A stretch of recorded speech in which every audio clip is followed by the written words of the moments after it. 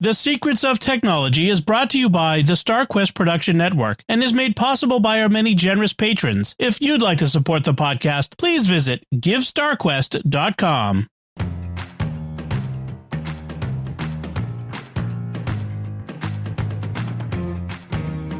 Hi, I'm Dom Bettinelli, and you're listening to The Secrets of Technology, where we discuss the technology news that's important to you from a uniquely Catholic point of view. Joining me today on the panel is Thomas Sanjurjo. Hey, Thomas. Hey, Dom.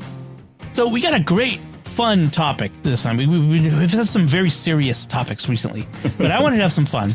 So this week we're going to be talking to. Let me frame it. There's a scene in every sci-fi movie that you watch, or TV show, or book that you read, where someone does something that makes you think, I want that. And not the lasers and the battles and that sort of stuff. The moment when someone taps a badge on their chest and instantly connects with their ship, or walks up to a machine and orders whatever they want, it just appears, or has a robot friend who, I don't know, speaks 6 million languages and never loses his temper. Right. We've been promised a lot of this, and some of it we've already got, and the rest ranges from probably in our lifetimes to the physics genuinely don't allow it. Sorry. Right. So today we're going to sort through this wish list of sci-fi tech that we wish were real, starting with what's already here and ending with the pure fantasy. So we should give some examples of tech that we've already gotten from science fiction. Thomas, you had a good one before we started. Yeah, I think just going back to Jules Verne, that's the classic, long before anything was, any of these things were really thought up. He was making submarines, he was making rocket ships, and they were real. They were the way that he wrote the story was that these things were things that were actually made and actually working, not super fantastical, but functional. Right. The principles were there. Yeah. Right. Yep. That, I was thinking another one, Arthur Clarke, who in a story from the 40s imagined communication satellites, the concept of communication satellites. The classic one you always hear is the Star Trek communicator from the original series. Kirk flips open the communicator and speaks into it. And when you talk to the engineers who developed the first Motorola flip phone, they said they were directly influenced by Star Trek. Like that 100%. was their idea. It was like, that's a wonderful form factor. You just flip it open and it's ready to go. Yeah. And it's really neat to see like how some of this stuff has come off the page or off the screen and into reality. Yeah. And it continues to happen, right? I mean, yeah, and I think a lot of scientists are inspired by those things to pursue science, and they see a possibility and then want to chase that down and make it a reality. Right. And some of the great science fiction writers are themselves, it's hard science. They want to base it in the science, even though it's sometimes theoretical science, they want to base it in some science and not just be pure fantasy. And so that's where some of that comes from. So it is plausible in some ways that we could develop some of these things. And some of the things are just, we've invented this technology for the sake of the plot. like on Star Trek, we need to get from the ship to the planet without having to fly in between and on expensive sets called shuttles. So, hey, I have an idea. What if they went there instantly? That sort of thing. Oh, we're going to talk about those. We're going to talk about those. Yes, the murder machines. So, preview. But let's talk about the stuff that we almost have today, or maybe exist in a nascent form today. The one I thought of first when it was talking about this, and I don't know if anybody else remembers this old Gene Roddenberry science fiction show called Earth Final Conflict. And I think it was the 80s or early 90s maybe. And it was a classic show of, that the aliens show up and they're bringing, advanced technology and medicine and all that sort of stuff to Earth. And we love them until we find out that they're really here to, harvest us or something, whatever it really was. But they had these devices they called them globals. And again, 80s, they were basically smartphones. You held it in your hand. It had a camera on the front. It had a screen on it. You talked with people through it. What really made it awesome, though, was that it was this little handheld thing that you pulled open and the screen sort of unfurled, like you're pulling on paper towels or aluminum foil roll. Like it rolled out and then it rolled back in, but it was a screen, a flexible screen. I'm like, oh, that is so cool. Like I remember, like as a kid, like thinking that would be the coolest thing ever. I mean, just to have this computing device you carried with you everywhere. Yeah, we've got part of that now. yeah, it's getting closer, and I feel like I feel like we're almost to the point where LCD screens are good enough to do this kind of thing. Yes, and we've developed materials that are getting to that space. So right, like this isn't far. My only problem with this is that it's too fragile for real world use. It's one of those things where there would need to be some component there that actually locked in place when you opened it up, so that you weren't like trying to hold two pieces in a little flag, right, to flat between themselves. yes. Like if it was too flexible when it was open, it wouldn't work. You're right. Right. Yeah. The CES has already, we've seen like roll up TV screens, like these massive ones, and they're super expensive. There's nowhere near consumer technology level yet, but they exist. You know, so they were on the edge of this sort of technology, and and of course folding phones and all that sort of stuff. I can imagine in 10, 15 years, this might actually be entirely possible. There may actually be this sort of thing around, these flexible screens that you can do this to. So that's the kind of thing I'm thinking of. Like we're on the cusp of getting this. We have some of it, but the full thing is maybe in the near future. Did you have one that you wanted to? Yeah. I think for me, similar to that, I'm going to come back to my three core authors that talk about these kind of things, and so it's always William Gibson, who is just a phenomenal near futurist, and then Philip Dick, who writes the Blade Runner Stream, Blade Runner, to Android Stream, the Electric Sheep, Minority Report. Now, I'm not going to mention anything from his, because most of his stuff I do not actually want to become real. It's terrifying and horrible. Yes. And then my other one that I go to is Neil Stephenson, who's always just a really his stuff is really goofy, kind of odd, cutting edge, but it's just on that futurist. And so I'm going to start with Gibson's Neuromancer, because he has these great scenes in Neuromancer where there's these augmented reality. A lot of people refer to it as virtual reality, but I don't see it as that, because it's the character interacting with things in real life. And they have an AI agent built in that's helping them hack into a physical location. So they're on a local network, and then they hack into the local network using their augmented reality and their AI agent. And all of this stuff is just like fractionally out of reach. Like we already have heads up displays that are coming into existence. Agent stuff is like kind of getting there. And, in searching for some resources on this, I found that Purdue is actually like designing something like this, like an agentic assistant that could help you in everyday life. So it's already in the ecosphere and being studied, which is so cool. I love the idea, like that you could have like, regular glasses, you see the world around you. It's not like the Vision OS or the Oculus where it's a barrier, but you're seeing the world, but overlaid on things is like instructions, like, because now like you want to fix your wash machine, you got a YouTube video on your little phone over here, and you got to keep going back and forth. Now it could, overlay the instructions on the thing and say, hey, it's this part here, with an arrow pointing at it, that sort of thing. Yeah, that we're very close to that. I mean, whether it's the Meta Ray-Bans and Apple's apparently developing AR glasses and having that overlay on the world, I don't. At some point, someone's going to put ads on it. That's just the way it is. Yeah. I don't want that necessarily. But the other thing, I agree that we're so close to it. And I think the coolest part about it is that we've already done a tremendous amount of exploration into this through video games, because the video game heads up display, the UI that's in a video game, is already indicative of what would be best practice to make this kind of thing work, so like even if it's just, where are my keys, and your AR piece hears that and then highlights your keys, like Yes, in your vision. Sees through the vision, through the vision, cuts right to what the keys are and goes, and then they just shine for you, or there's like a little circle that shows you where they are. That kind of thing is just so it's so cool, and I think I would love to see that kind of thing come to fruition. That would put St. Anthony out of a job.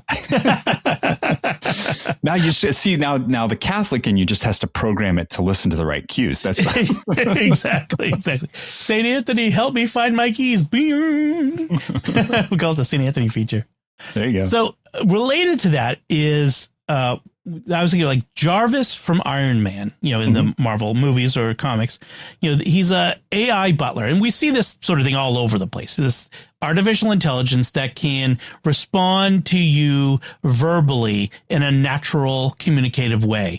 And we're just on the edge of that with a lot of these chat bots that we get today. Like I use Claude on a daily basis, Claude Cowork, to get a lot of my work done. And I have this conversation with it. I use an app, which will be a feature pick of the week, where I can speak naturally, and it uses AI to make sure that what I say is coherent. It's not literal word for word, what it hears, but it says, oh, in the context, what he means is this. And so, if I use a jargony language, it fixes it. And then I put that into Claude, and then it does its thing back. Of course, it doesn't speak out loud, and it's not a true conversation, but we're not that far from it.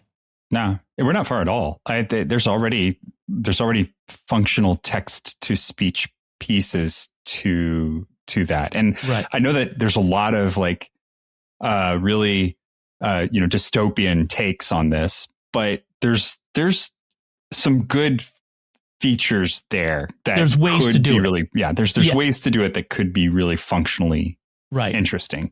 Yeah. I'm old enough that I think I mostly want to have a screen and a keyboard. Like I'm mostly, but I'm getting used to the idea of sometimes it's just easier to say things than to type it, especially when my typing is so bad. And I think a lot of my aversion to speaking with a computer has to do with the bad agentic assistants we've had so far, Alexa and Siri and all those, which mishear you all the time, and or just they require stock phrases and don't have natural language patterns. Whereas the new systems are getting close to the fact where you can have a natural language pattern with them. You don't have to phrase everything in a very particular way in order to get the pre-programmed response. And that's what's really exciting. I mean, just looking at what Google's doing with Gemini and Apple's doing with Siri and the most recent announcements. I mean, we are very close to having that ability. I don't necessarily I don't necessarily want to have everybody walking around talking out loud to their AI all the time. That would be kind of annoying, especially when there's crosstalk in busy places. But the option to have it, that would be interesting. Yeah.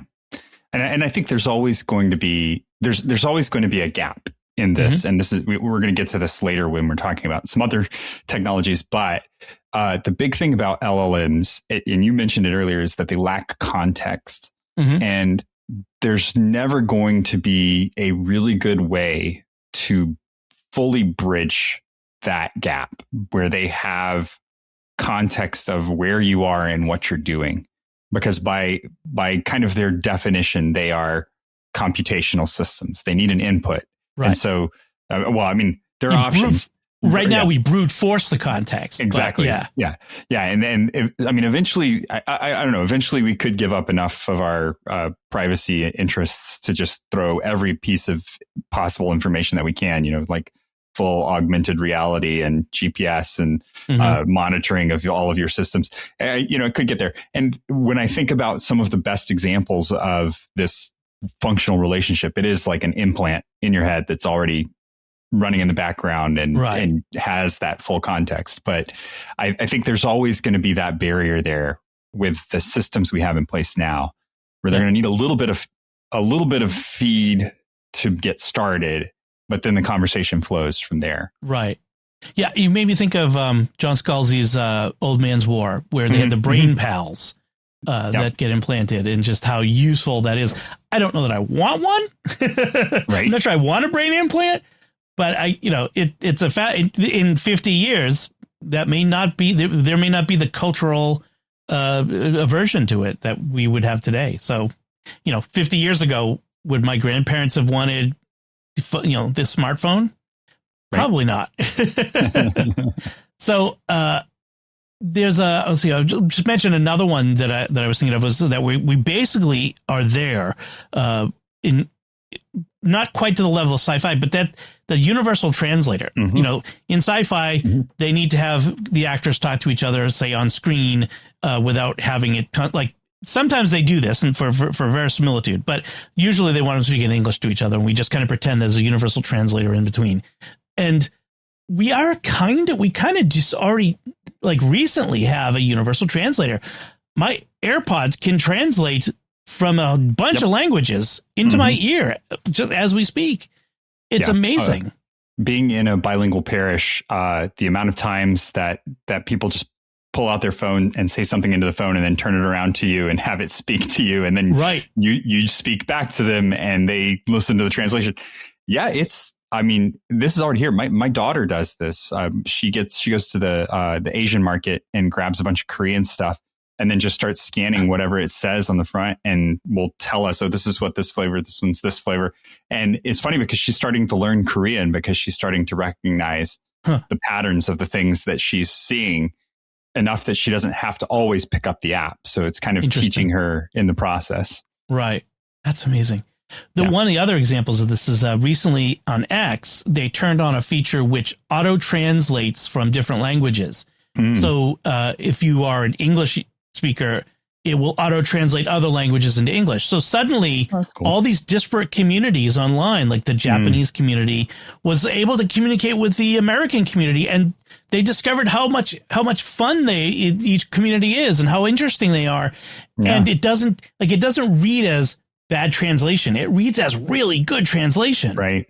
And it's kind of fascinating to see what happens when that barrier comes down and how people can connect. It's amazing to see. Now that's all in text, but we're not far from the next level on that. Yeah. And then you had another in the almost real today. Yeah. So this one's pure hopeful. Like this one is 100% I love this.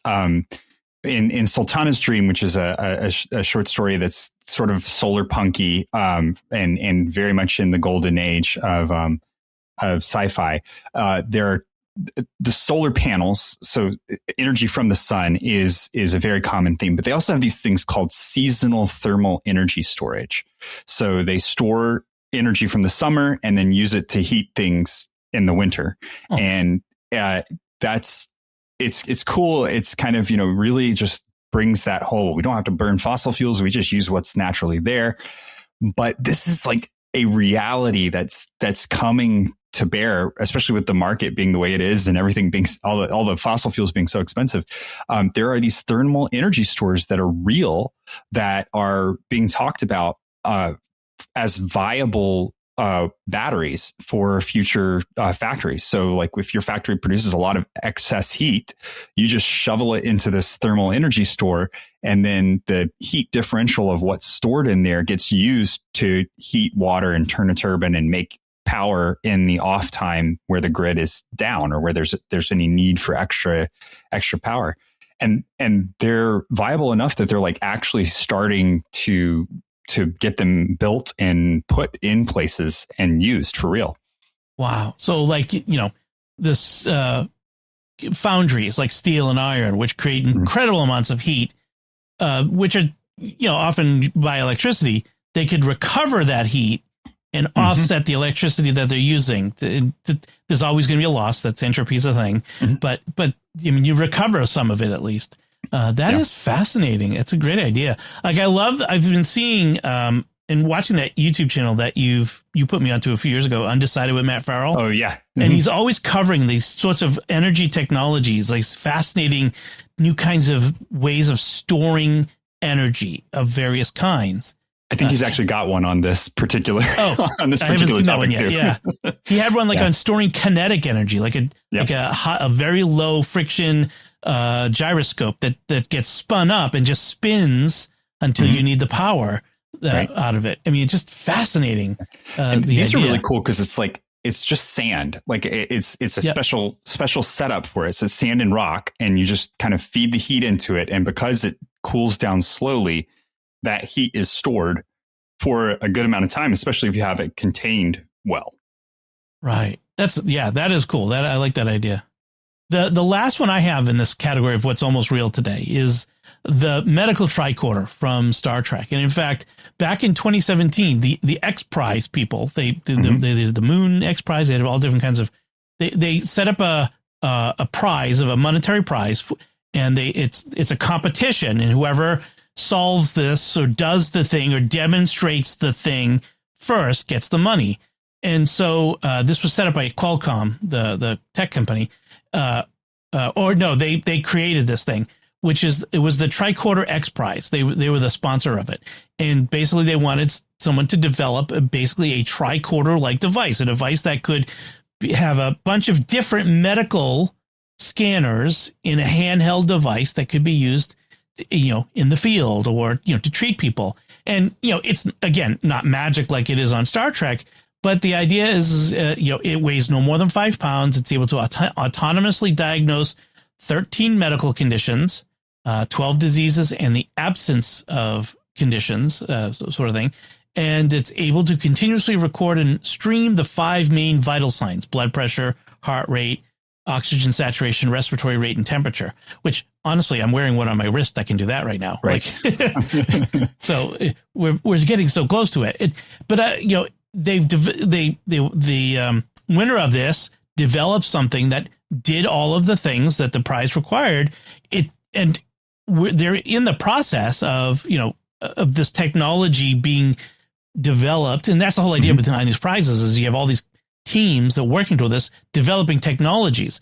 And so the idea of a handheld medical scanner that can diagnose many different things, the most common ailments in the field is within reach. I love that.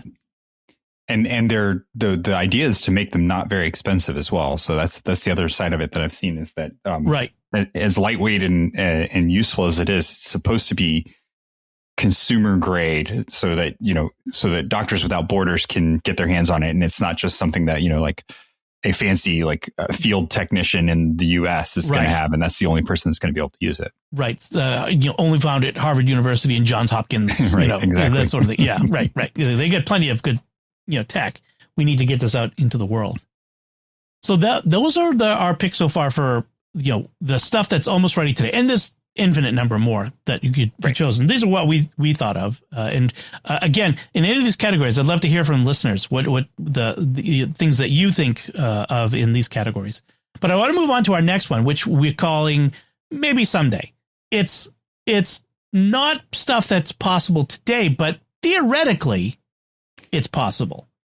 So and the one I wanted to highlight is kind of the next level up from the Earth Final Conflict Globals communications. And this was something that really these production designers on these sci-fi shows are just amazing. Yes. And so the guys on the TV show The Expanse, which is based on a series of excellent books, came up with this design for these displays that they're sort of, the best way to describe it is that they're little pieces of plexiglass that they're the shape of an iPhone or an Android phone or a phone, but they're entirely transparent. But they project somehow the screen, the data on it, and they're see-through and can even be holographic, where the data comes out from it and goes beyond the edges of the screen somehow. And I love the idea of it that they're presumably they're not glass, because that would be terrible. They break all the time. And I don't know how it would work in reality, but I love the idea of these holographic displays that, that you can carry around with you and that are, they interact with things. Like if you hold it up to next to a bigger piece of plexiglass, you throw your data onto it, and now you're using the bigger thing. I mean, I love the ideas of that. It's beautiful on the screen. I love the production design of The Expanse. It's fantastic, and I'm the same way. As soon as I saw those on screen, I'm like, I want that to be my next phone. Why are we not working on this? Exactly. Yeah, it is. I'm going to have a link in the show notes where you can go and you can see them, the tech from the show, how it was imagined in the show. It's really, really nice. I feel like we're not far from this too. This is all like, it's just that next level of holograms. And there's some YouTubers that I've been watching lately that are doing some really bizarre and interesting things with three-dimensional light displays. And so the idea there is that the tray that you have, the plexiglass tray that you have, which is the physical device itself, is just the mirror, the kind of the mirroring set that bounces the light out into that hologram. Right. And that's how you would interact with it. And then you still have that physical piece to be able to interact with, so that it's not, it's not having to read open space for where you're touching things. You're still kind of touching the physical object, right, to make connection and stuff.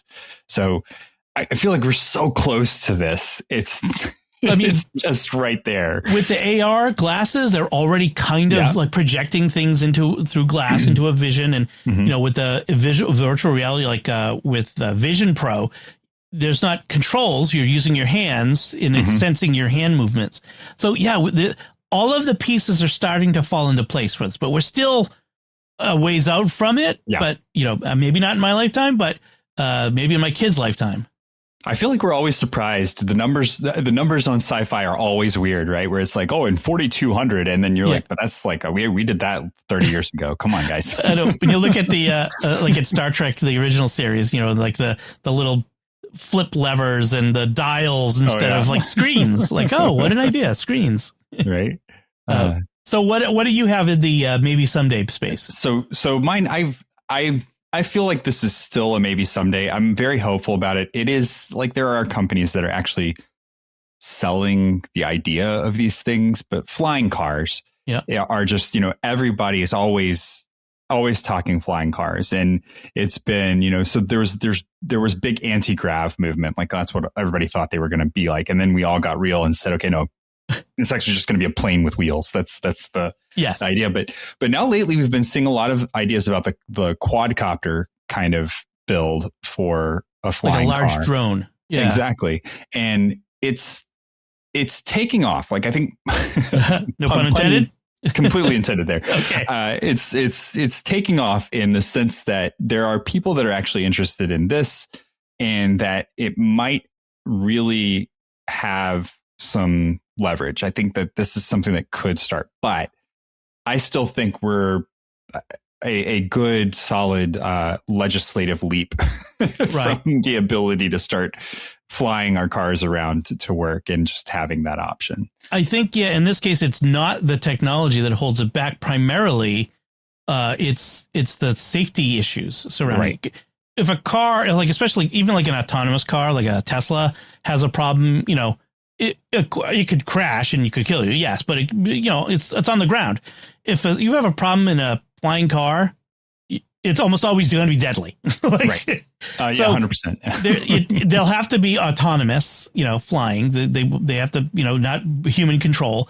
And that means that autonomous control is going to have to be nearly perfect, essentially perfect for that to be useful or acceptable. Well, at first it won't need to be completely flawless because there's only going to be like 3 of them. Right. So they're not going to be competing with anything. Right. But then eventually it's going to have to get a lot better. And I don't know. I think we're always, I feel like this one's one that's always just outside of the border. And the reason for it is that there's so much social agreement that has to go into what is going to define these things. That sure, we could all have flying cars tomorrow, but how are we all going to drive them? But that was the thing. That was what was holding back autonomous cars, like self-driving cars, was how could we ever all agree on the systems that would allow self-driving cars to be on the road at the same time as regular driving cars? We either have to all switch at once or not. And they figured out a way. Yeah. So there might be a way.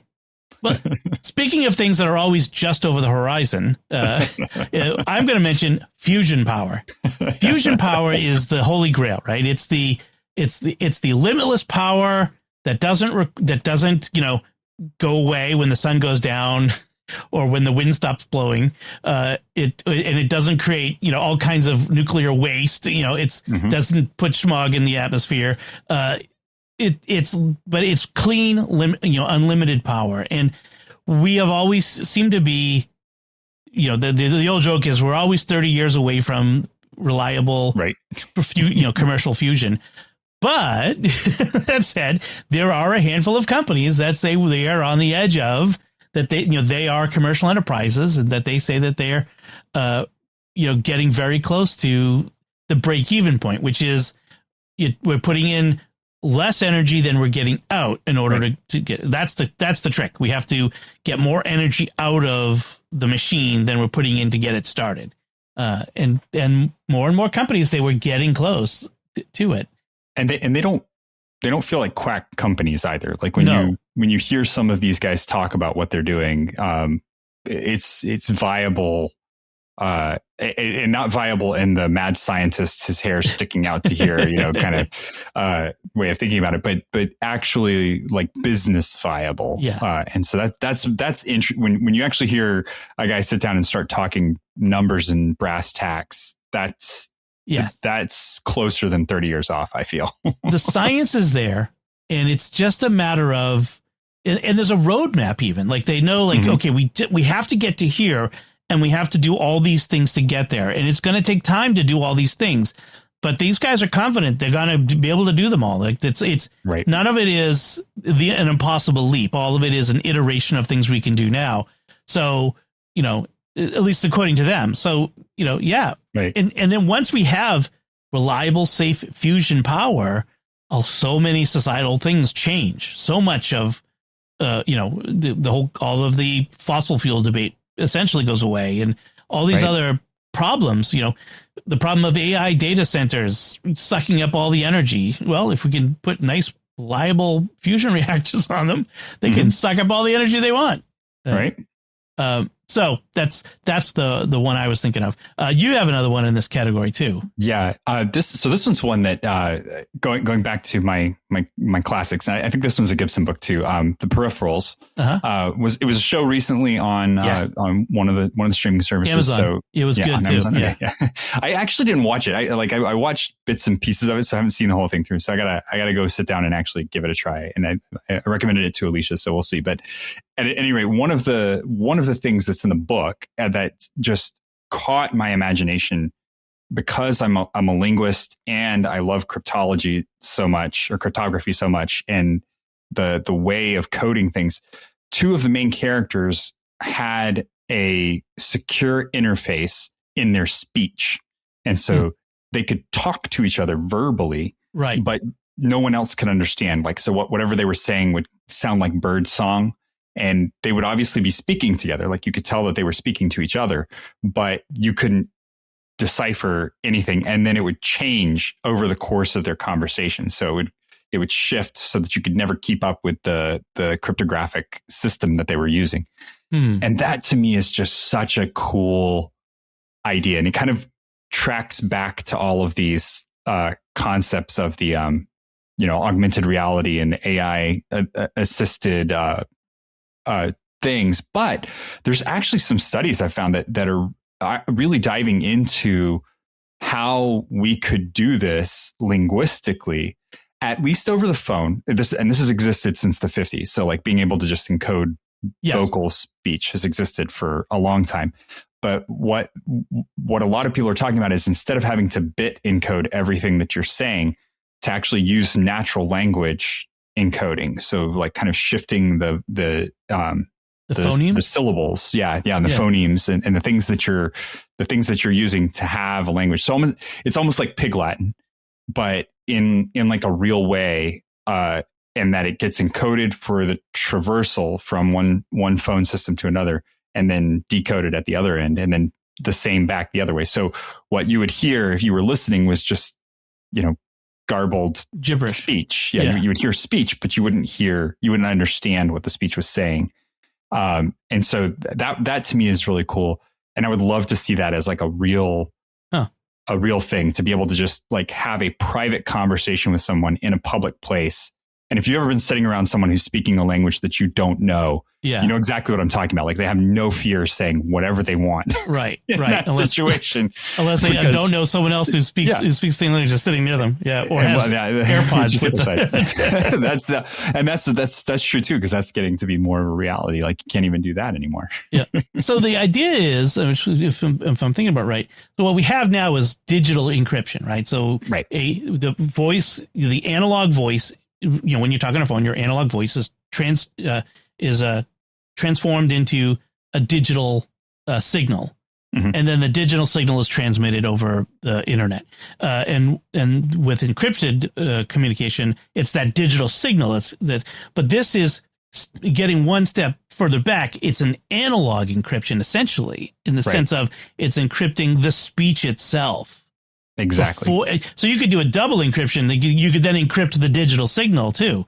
That's fascinating. I wouldn't be surprised if the NSA or somebody doesn't already have this. Yeah, I imagine it's probably something that's out there already. And then like the concept of being able to just like put even just put something on like a mask that you could speak into and it automatically garbles your speech into this other like Agent 99's or the Maxwell Smart's cone of silence. Right. That's exactly what I was thinking. That's the other side of what I'm thinking about. Like, you're just being able to like, boom, now we've got this private space to be able to communicate. Yeah. And I don't know, for whatever reason, reading the book, that just triggered all of my buttons. I was like, oh, that is so cool. I really want that. This wasn't on my list, but you mentioned the peripheral. And this is more actually in the last category of what's almost real today. In the show, the girl, the main character, she works at a 3D printing place. They don't have, so it's in the very near future, and they don't have like convenience stores or general stores. You just go to the 3D printer store and it prints whatever you need. Like you give them a file and they print out the toaster or the, whatever it is, they print it for you there because they have special industrial printers as opposed to your home printer. I'm like, wow, that one is probably not far away either. Oh, I wouldn't be surprised. That definitely is down the road from that. But my actual next one for this category is warp drive. Mm-hmm. And you would think warp drive, that's in the never ever category, right? I mean, being able to faster than light travel. There has been theoretically, and this is still theoretical, the Alcubierre drive. You got to say it right. This scientist at Alcubierre theorized the speculative idea. We don't have the technology to do this yet, but the science is there of basically creating a bubble of space around something, and that bubble then travels through normal space that perceptibly would perceive from the outside that it's faster than light, whereas inside it's still normal space time. I'm not a physicist, so I'm not going to explain it correctly. And anyone who's an actual physicist right now is pulling their hair out. But there'll be a Wikipedia link, and if you can understand it, power to you. But essentially, it's warp drive, right? And that's really cool. Like there are people out there who say we'll never travel faster than light; it's impossible. But the idea is, what if you could travel around the speed of light? That's kind of the trick, right? Well, it's kind of funny because you put a different technology in the keep dreaming phase that's probably some people would say is more likely than a warp drive.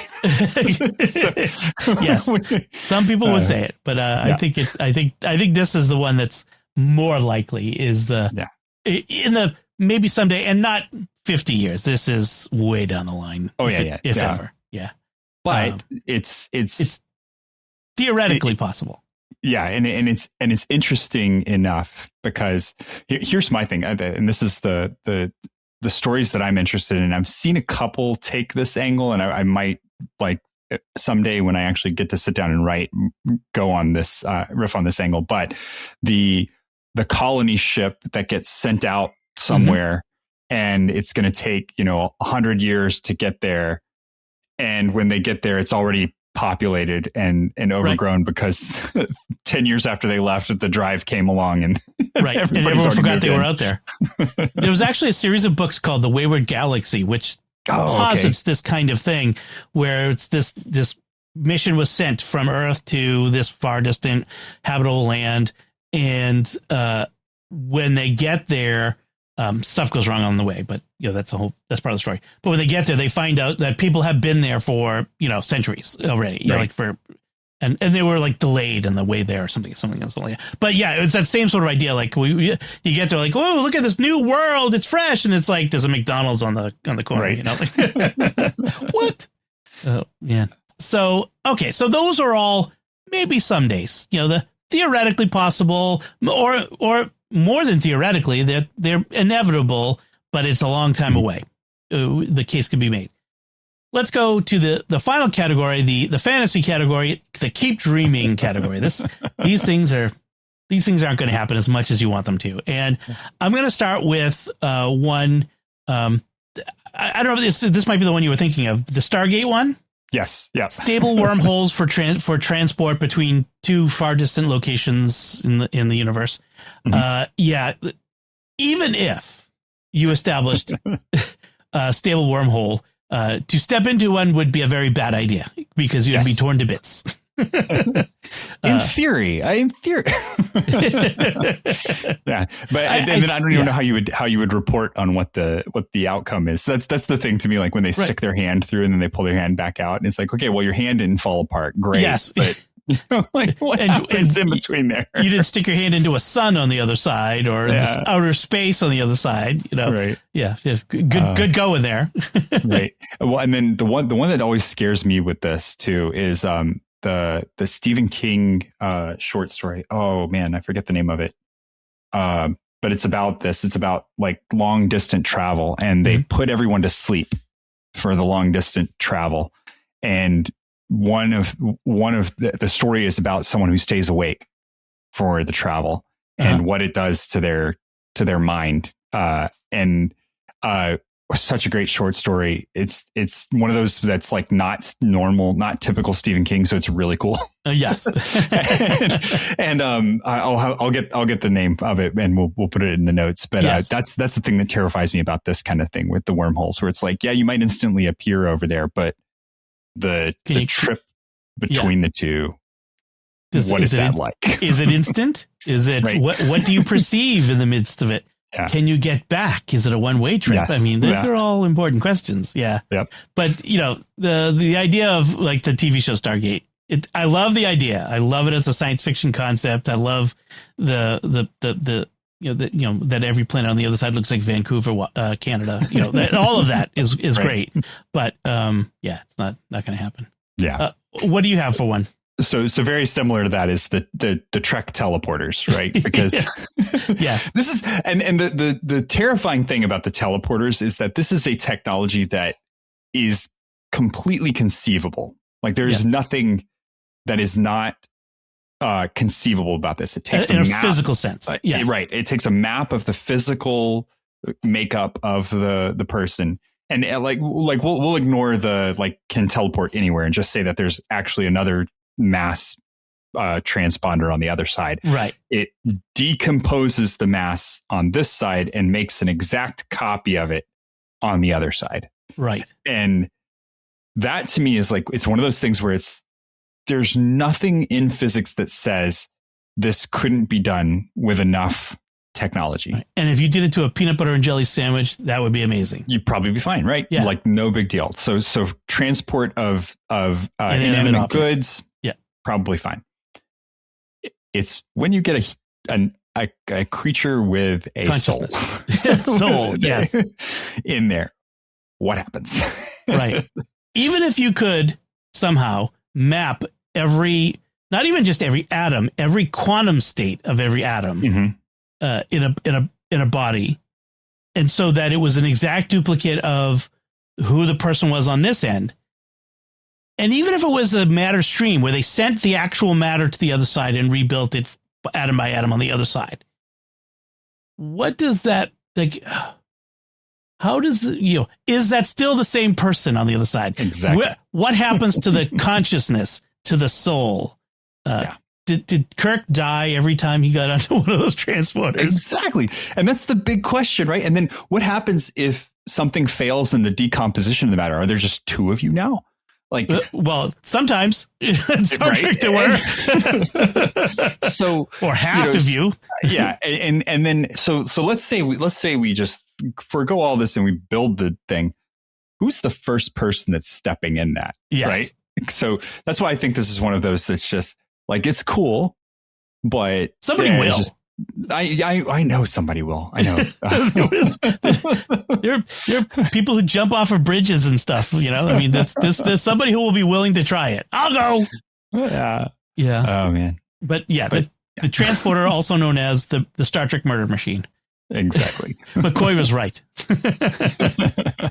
So I'm going to go after another beloved Star Trek and Star Wars trope, and that is droids and androids, specifically ones that are conscious and have independent personalities, what we would today call artificial general intelligence. I have no doubt that someday we will have robots that will be interactive in the way that we would think that humans would be. Like they will have, interesting personalities that you could interact with. I mean, we already kind of have that now with the AIs, right? But they will not be conscious. They'll always be toasters. I'm with Jimmy Akin on this. I'm going to die on that hill. They will, the data will always be a toaster. I think a really interesting story that I haven't seen told well, I've seen it attempted a couple of times, is that all of the personality that gets ascribed to these things is the users around the thing ascribing the personality to it. Yes. Just like, the dog has a personality, and the dog's happy. The dog loves me. The dog is operating under a series of instincts and behaviors that are programmed into it. And humans are really good at imposing from the outside. Oh, the ship is taking care of us. The sailors would say, the sea was angry that day, my friends. We are very good at doing that as human beings. Which is why I think if you go back and read C-3PO that way, and R2-D2 is like the perfect example, right? Because there is literally nothing. Like, it's a series of beeps, and there is so much like emotion ascribed to that stupid little droid.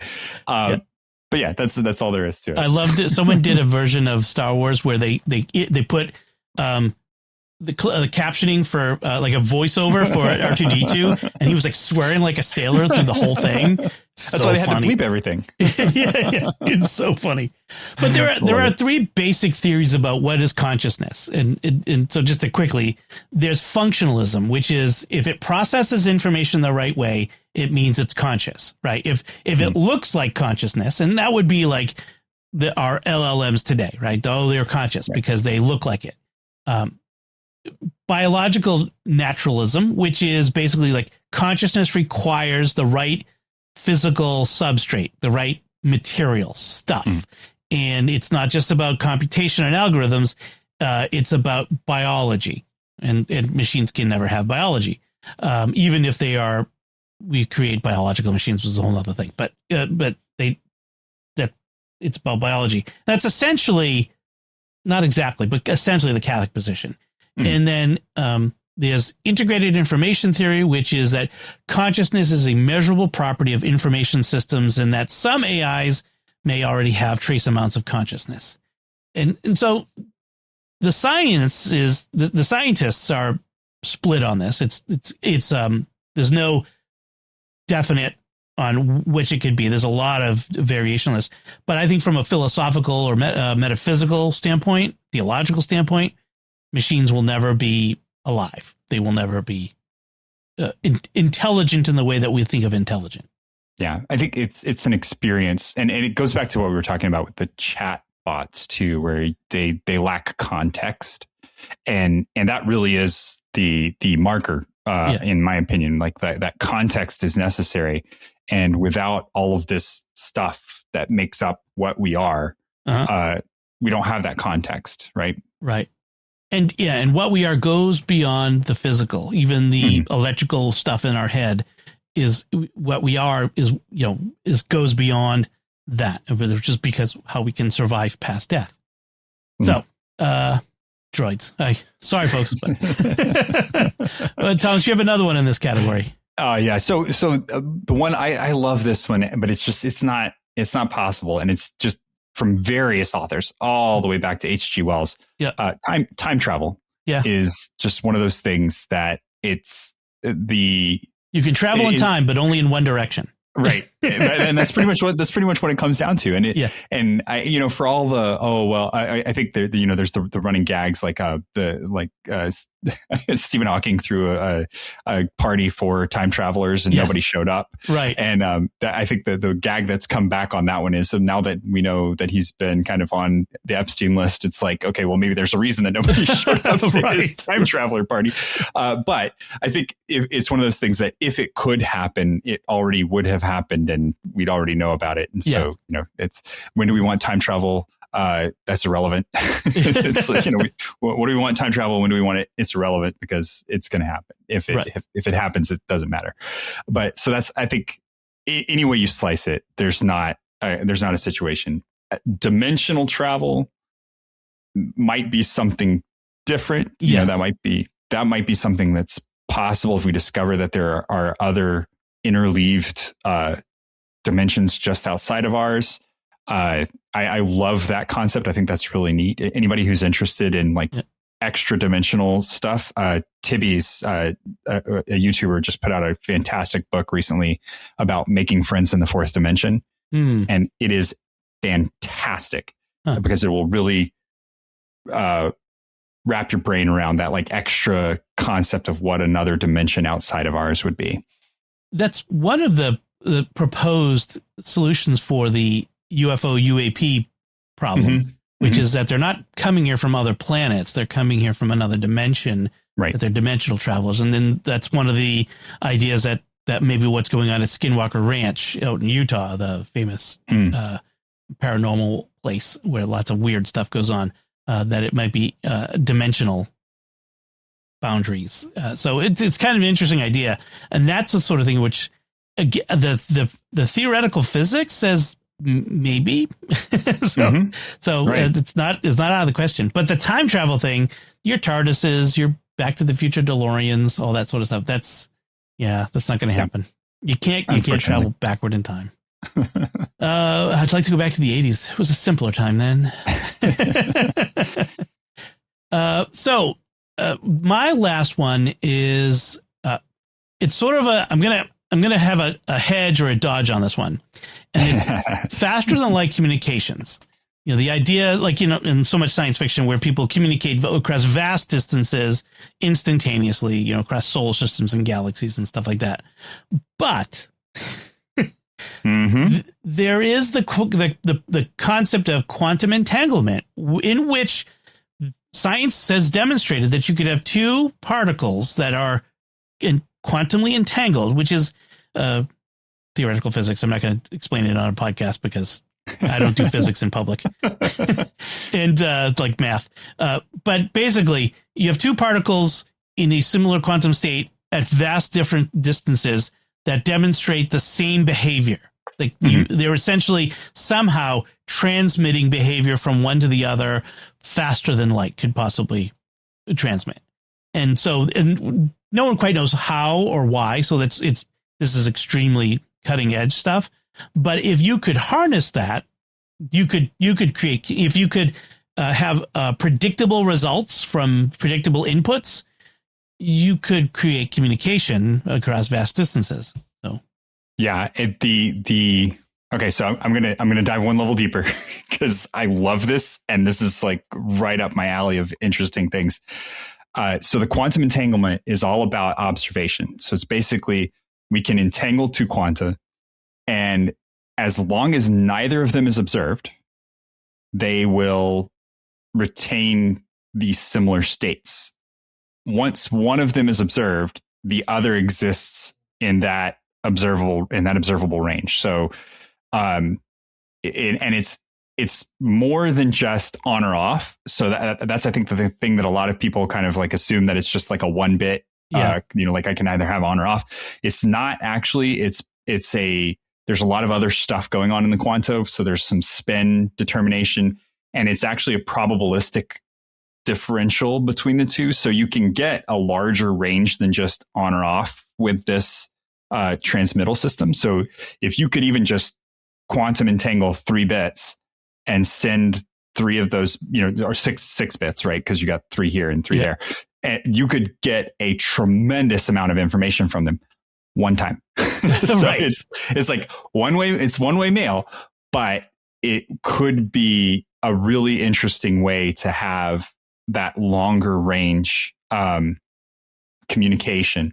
And I would be impressed. I would be really sad, actually. I would be really sad if when we go on the first Mars mission, we don't have something to test this out, because it's perfect for exactly that kind of thing. And it could be something like giving a set of instructions to a machine on Mars and then having that machine send back an immediate signal and then validating the 18 minutes later that it takes light to move back and forth, that we sent a thing, a task was done, and then a response came back to validate the task.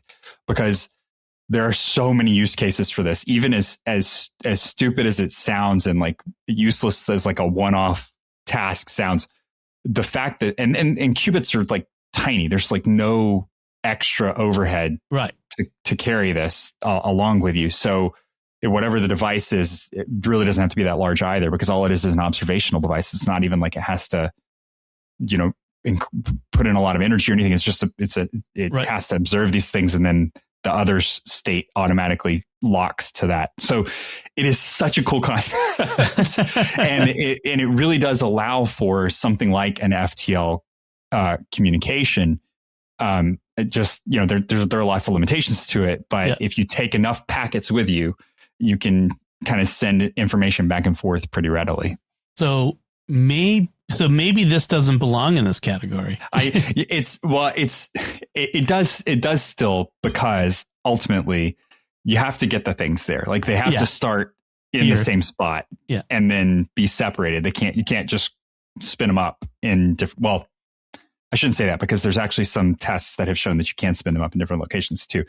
So possibly somewhere in the near future, we could have this. So more like probably remains fantasy, not definitely remains fantasy. Yeah. Okay. I'll take that, because, you got to have a little hope on things. Yeah. So I think those are all of our various sci-fi tech we wish were real.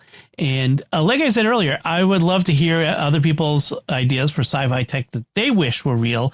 And, how possible do you think they are? And if you have any disagreements with us, whether you think that we're wrong about, the probability of certain things, I'd love to hear you, especially if you are an actual physicist or engineer, yes, or mathematician, or any of those professions. I'd love to hear from you. So before we move on, I do want to take a moment to thank our patrons who make it possible for us to create the secrets of technology, including Aaron M., Stephen R., Daniel V., Jared C., and Kenneth B. Their generous donations at GiveStarQuest.com make it possible for us to continue the secrets of technology and all the shows at StarQuest. And you can join them by visiting GiveStarQuest.com.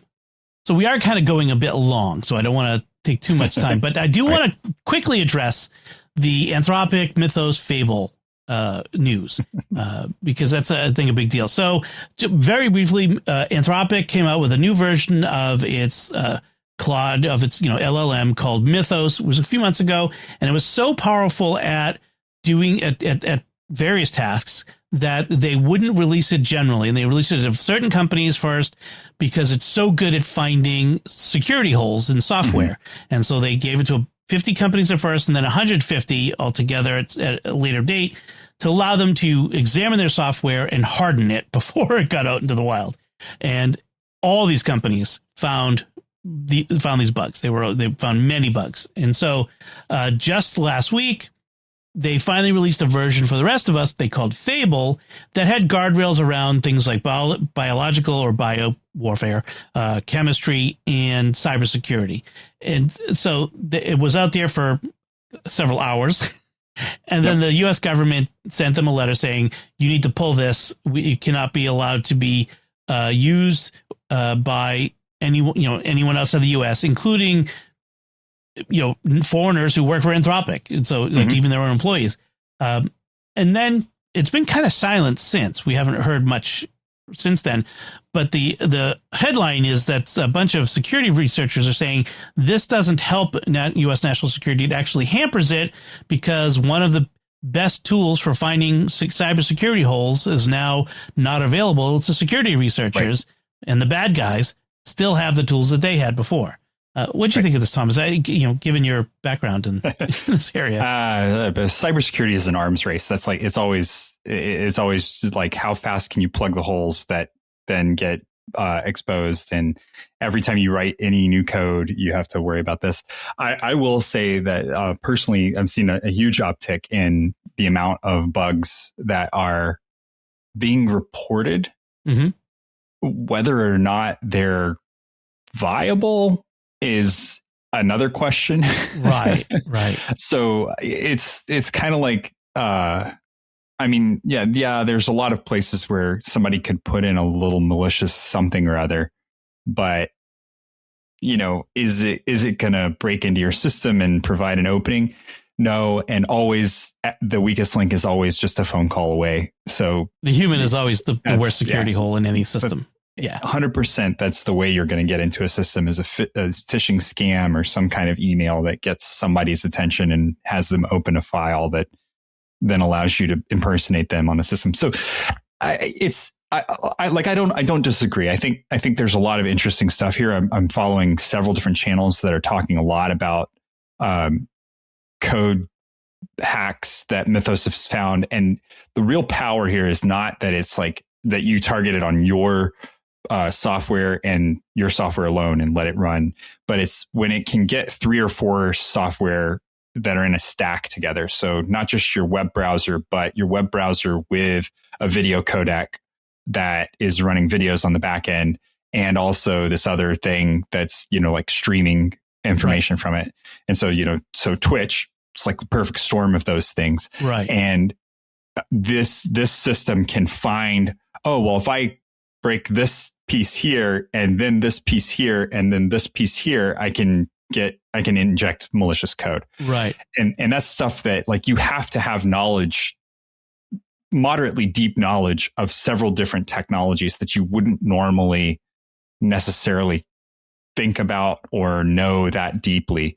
Right. And so that's where this is really powerful. This is really powerful because it takes that next step, and good bug hunters just can't, there's only so much you can keep in your brain at any one time. Right. And there's only so much depth that you can go into on any given item. And while these aren't super deep, they are deep enough in a broad enough set of technologies to be able to really give that advantage that then provides those bugs and those hacks that can be really dangerous, and can help you plug those holes by, reminding you that you're not in charge of every piece of code that's in your repository. Right. And that you're not in charge of your code once it gets out in the wild and somebody, stacks something onto the side of it that is not built up to your standards. Mm-hmm, mm-hmm.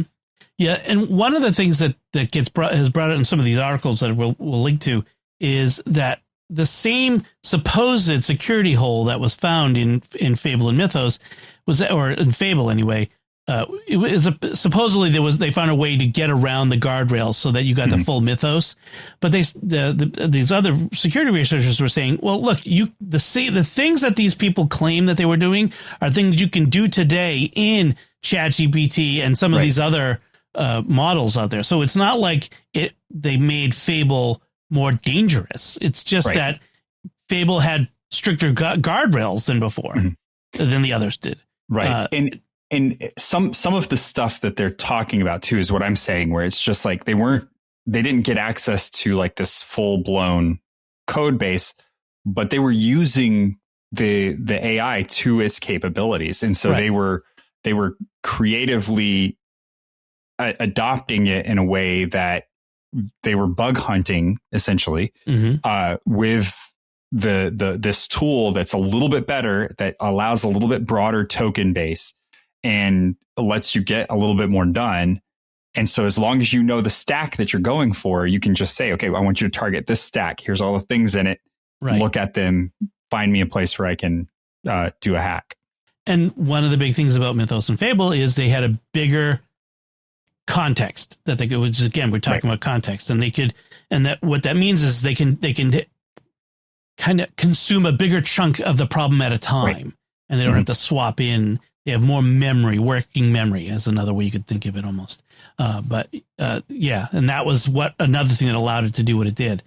So it's too bad because Fable was, just my brief use of it was pretty impressive. I mean, it was able to do certain things, and there were some things where they automatically downgraded you. Like if you asked a certain task, it downgraded you to Opus or Sonnet, which is the lower models in Anthropic. So, and then some people say this has nothing to do with technology. This is all a spat between Anthropic and the administration over want to use it. Who knows, right? Who knows? Yeah, I just shrug. Exactly. I don't want to, without getting into the politics of it, I can understand both sides, but I think the side that's saying, look, it's an arms race. We need don't disarm us. Don't disarm us. Is they're right? That's the one that's right. Yep. All right. Well, that's our headline for this time. I do want to, conscious of the time, I want to move on to our picks of the week. And Thomas, why don't you go ahead with your pick? All right. So mine is everybody's looking at the stock market right now. I don't know if you're like me, you've got a ticker on your phone that you're going back to constantly, and that it's kind of running things. So the app that I use for this is an app called Webull. So like Web Bull. So like the bull market, and it's on the web. So it's a great ticker system. You can pick your favorites. It's all free. You don't have to sign up for anything. They're going to throw an ad your way every once in a while for their system only. So it doesn't have like a whole bunch of junk in front of everything that you do. But every once in a while, they're going to say, hey, would you like to actually trade some stocks? You can sign up for us right now. And you just click OK and move through and you get your thing. So I've got, about 30 different stocks that I follow, and also the DJI and the SPY and all of the different, top line markets and stuff. Stays really well updated, has a lot of good visual information on it. And it also has a widget that I can throw on the front of my phone. So I can have like one or two tickers that I'm always watching. And for me, it's like, I don't know. I don't actively trade. There are times where I do. And then, I thought about the SpaceX thing, and then I just couldn't stomach making the first trillionaire and being any part of that. So I stayed off it. But, it's as news comes up and you're interested in that kind of thing. If you like seeing that at the bottom of your news ticker and you want more of it in your life, then this is the thing for you. Right. You get to a certain age where you get very invested in your your retirement portfolio. This is true too. Yeah. Yeah. I try and ignore that as much as I can, because I'm like, I don't even want to know at this point. Yeah, exactly. I just hope it's going up, and the prospectus says it's going up, so I'm good. Yep. That's good. It's good. And they I guess they make their money off of stock sales. Off of actual trades. Yeah, it is a trade platform. So it, okay. and I mean, if you're a person who's at all inclined that way, if it's a gambling problem, do not get this app. Right. But if you're a person who's at all inclined that way, everything seems really easy. I haven't gone into the actual buy and sell on this platform. But it seems like it would be really simple to set something up, and then you've got your stocks that you track, and you just kind of tick off what you want to be done with them. It gives you the bid prices and the ask prices, and they fluctuate in real time for the most part. So yeah, great. It's a great little app if you're at all interested in the stock market. Excellent. So my pick is a iPhone and Apple Watch app called Whisper Memos, and the way it works is you can. I think the best example is on your Apple Watch. If you've got the widget on your watch, you tap it, and you can speak into it and record anything, a note of some sort. And the basic functionality is when you're done, it then emails it to you automatically. It's nicely formatted. It cleans it up. It uses the AI to clean up and figure out what it is you're actually saying and with the synonyms and homonyms and that sort of stuff. And it emails it to you. But the nice thing is it also integrates with a whole bunch of different apps. So you could have it send automatically to Notion, or I use it to send it to drafts. And one of the things I love to do is if I'm driving and I have a thought, I don't want to reach my phone, I can just reach over and tap the complication that's on my watch face, nice and easy without taking my eyes off the road. And I speak into it, tap it again, and now I know that memo, that message, that reminder, whatever it is now securely in the cloud in my app, in my Drafts app, and it'll be on my phone and on my Mac and all that sort of stuff. So it's it does have a monthly price, or a subscription. So you can pay $10 a month or $60 a year, which is actually not a bad value for this sort of functionality. If you're the sort of person who constantly needs to record things, I mean, you could record on your phone, you could record it on your Mac. You can do up to 90-minute long recordings. You can have it do AI summaries. It integrates with Zapier, which is an automation system, so that it can take actions based on cues that are in the message, like send this to Google Docs or send this to Trello or whatever it is. So it's got lots of great features. The programmers making all kinds of additions to it all the time. So if you have the use for that sort of thing, I highly recommend it. So those are our picks, and that's it for us this time. We would love to get your feedback on anything we've discussed this time. So you can do that by sending us an email to technology@sqpn.com. Visit the StarQuest Discord community at sqpn.com/discord. You find links from our discussion and our picks of the week on our show notes at starquest.fm/TEC349. And you can find previous episodes at sqpn.com/technology. Be sure to follow The Secrets of Tech. We're in Apple Podcasts. We're on Spotify, TuneIn, your favorite podcast app, or at the StarQuest YouTube channel, youtube.com/StarQuestMedia. And we always appreciate it if you can write a review. Apple Podcasts lets you do reviews. Spotify lets you do star ratings. So any way you can do that, or share the show with somebody, we really appreciate it. Until next time, Thomas Sanjurjo, thank you for joining me and sharing The Secrets of Technology. It's been a pleasure. And once again, I'm Dom Bettinelli. Thank you for listening to The Secrets of Technology on StarQuest.